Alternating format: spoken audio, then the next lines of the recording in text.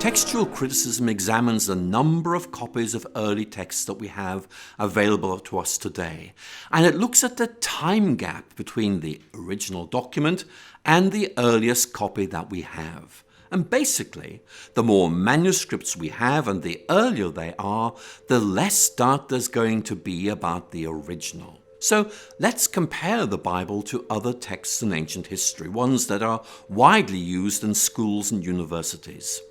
Let's look at the Greek historians Herodotus and Thucydides. They both wrote in the 5th century BC. But the earliest copy of their writings that we have dates from AD 900, and that makes a 1300-year time lapse. And even then, we only have 8 copies of these manuscripts in the first place.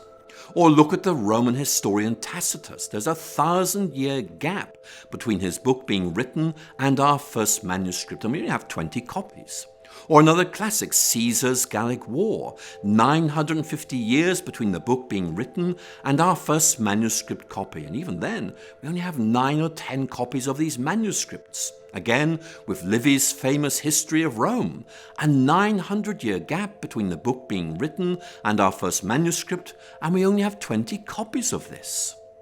But when it comes to the New Testament, well, it's very different. The New Testament was written between about 40 and 100 AD, and we have manuscript evidence going back as early as 130 AD, and full manuscripts by 350 AD. And we have more than 5,300 Greek manuscripts, 10,000 Latin translations, and 9,300 others.